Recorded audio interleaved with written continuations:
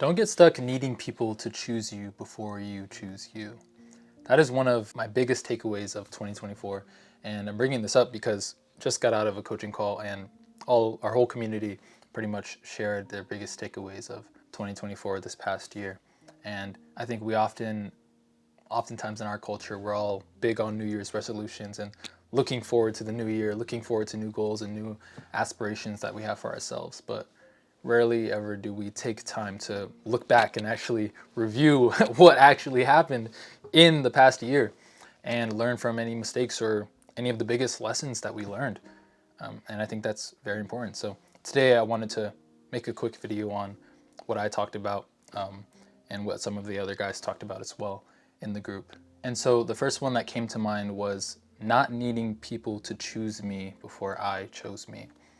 Growing up, there was a lot of, to this day, I'm still growing through it, but a lot of times I often look for what people think of me to define who I actually am, or just how I think about myself, or the value I place on myself. And I think this year was a big year in terms of learning how to love myself, or at least be more truthful about who I am and be comfortable with who I am, and being okay with people not liking or accepting or hating on who that is. And that's okay. I think this year has been a big year of growing to be okay with letting people miss out on me and not choose me if they don't want to. And when I say that, that might give the effect of, oh, I've lost a lot of friends this year, or I've had a lot of people just cut me off, or I've cut people off. And that's not what I'm saying at all. And actually, that was probably my biggest fear that prevented me from being okay with letting people not choose me. But come to find out, that wasn't the case at all. In fact, I'll say it actually improved my relationships and helped people connect with me more because I was showing up more as myself. And I think that's something that actually proved my doubts and my fears that I once had wrong. Because the fear of rejection I once had, of not wanting to put my full self out there because I was afraid of not being fully accepted. But it wasn't until I put my full self out there that I was even more accepted and more liked, per se. So that was something interesting I noticed. But on the bigger end of the spectrum, most of what I noticed was just the way I saw myself changed, and the way I was able to show up because of that changed as well for the better. And the fact that I was able to just become more comfortable in my own skin and being me, and the less I cared about trying to show up a certain way or show up or act how I thought people expected I should act, the more freeing it became. So yeah. And a lot of the times too, like, I was a guy that grew up smiling a lot, and granted, I still smile a lot to this day, but at the same time, some days I don't want to smile. Some moments I don't smile, and that's okay too. And yeah, so I think a lot of the time, sometimes I would force a smile or just feel like I have to act happy or be this certain character people expected of me. But some days I love smiling. Some days I'm not smiling that much, and I'm okay either way. And it was really freeing and just cool to step into that this year. So that would be my first one. The second one is learning the power of meditation. And when I say meditation, I'm talking about the practice of just being in silence, being in that solitude place, almost in like a wilderness type of feeling where you're alone and you're in your room, or I'm in my room at least, and I'm taking time to just focus on my breath and breathing deeply for about 10 to 15 minutes straight while listening to like a meditation track of some sort. But in that time, it's really where I got to practice my mindfulness, because it's easy to get distracted while I'm meditating, but the practice of continuously refocusing back onto the breathing part, that's where the magic happens. And that constant refocusing helped me to learn to remain calm despite all the distractions or certain thoughts coming in, trying to distract me that I didn't want to come in. And I think that translates to life because, or at least it translated to my life, where certain days, certain moments happened that I didn't want to happen, but I was able to refocus and remain calm and not need certain things to go my way to be okay. And that's where I think the process of meditation and mindfulness and learning to be calm intersects beautifully with life in general. Because there are so many things in our lives where we expect a certain thing to happen, or we want a certain thing to happen, or sometimes we cling and almost need a certain thing to happen. And if this doesn't happen, then we're cooked or something. But when you're just in a place of power where you look and yes, this doesn't mean you don't have goals. Like, yes, you aspire, you have goals, right? Yes, you want certain things to happen, but you're not clinging and needing those things to happen for you to be okay. And I think a lot of the times, in general, us as humans, me especially, there are many things I want or wish would happen, and oftentimes they don't, and that's okay. That doesn't mean my peace has to go away, or I have to be excessively mad for a long period of time. I do think there are times where it's okay to feel our emotions. It's okay to feel sad in the moment, but that doesn't mean we have to stay there. So a lot of it is just taking the punches and problems of life as they go, rolling with them, and aiming to make the best of what's in front of you despite all of the chaos that happens. That's something that I've learned. The second thing I've learned this year. Okay, third thing. There is power in asking questions, okay? I'm gonna give a bonus one, actually, because it's kind of connected to this one. But I don't mean like, oh, if you're in class, raise your hand a bunch of times. That's not what I mean. I mean, when you're interacting with people, whether it be your mom, your dad, your brother, or someone random from church group or something, I don't know.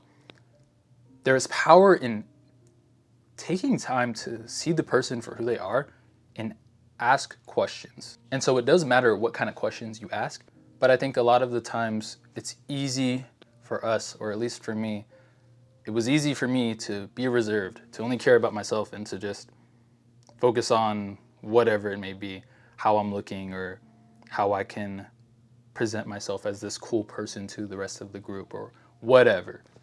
But when I took the time to be more curious and seeking first to understand and listen to people, the more connected I was actually able to be to people. And the more I actually was able to help people feel seen. Because I think a lot of the times today, when people talk or in conversation, when they're talking, they love to talk, especially about themselves. But the minute you talk, it's a lot of, yeah.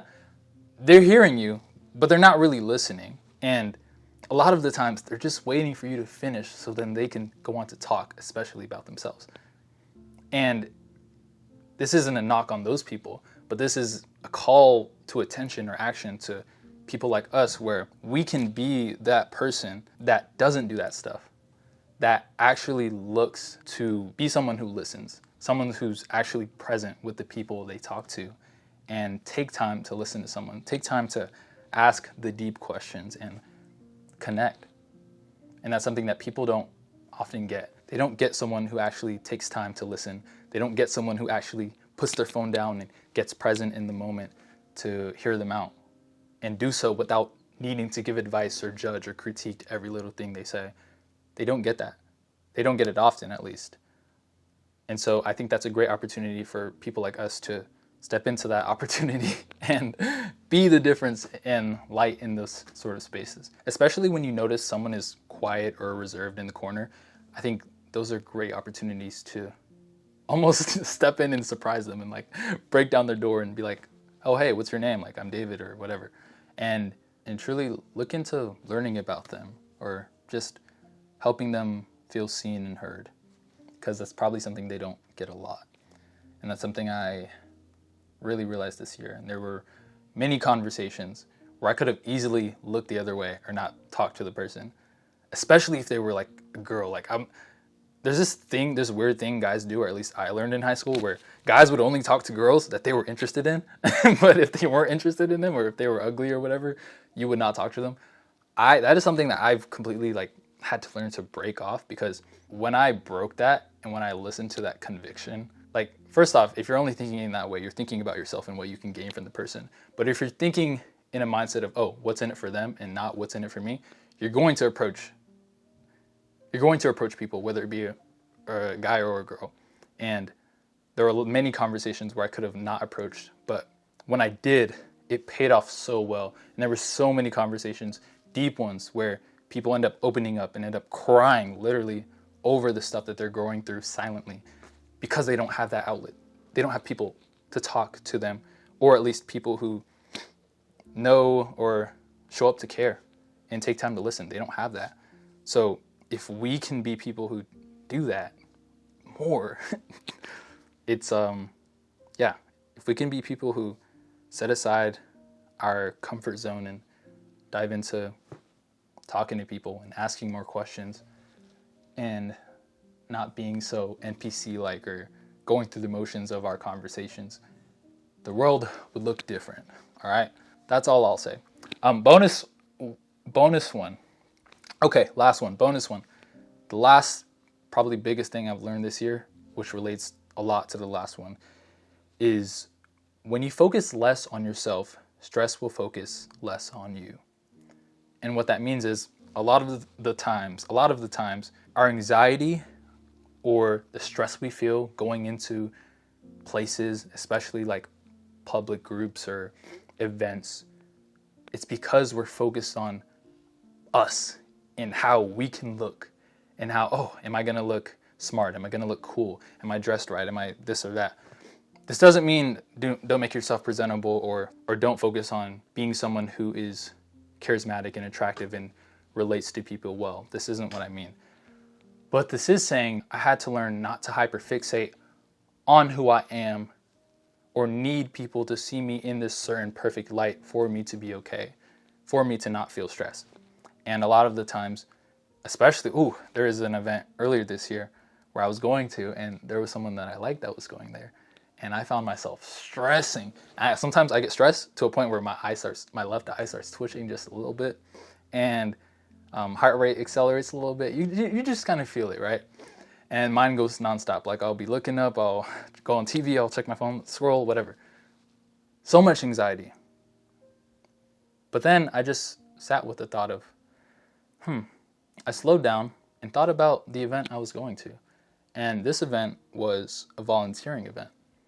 And instead of thinking about how I can make myself look great to her and to whoever else was there, I thought about how I can best serve the people that were there and be the best volunteer I could be for the event itself. And again, when I shifted my perspective from what's in it for me and how I could make myself look cool to what's in it for them and how I can bring the most value to the people at the event, the stress practically fell away.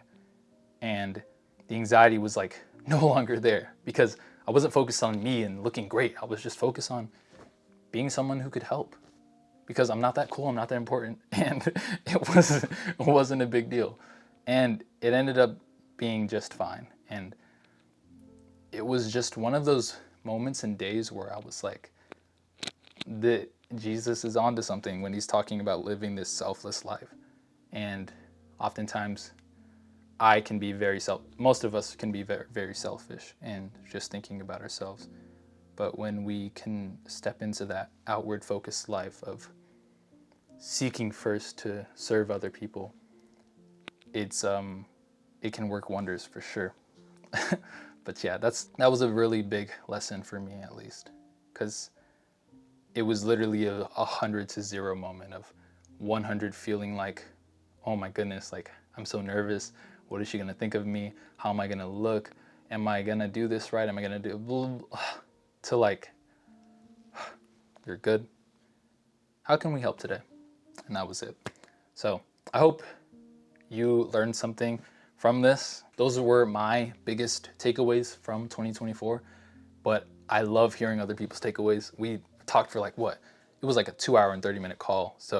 And everybody was sharing their takeaways. So I would love to hear yours as well. I think if you stuck to the end of this video and you've watched all of this, 2024 probably wasn't your perfect year. You probably didn't do everything you wanted to do or have everything you wanted to have, but I hope it was a year of growth for you. And I hope 2025 will be even better going into this next year with new lessons and new challenges along the way. Because there will be challenges, life will be hard, but I hope we all can, I'm looking forward to all of us making the best of what comes.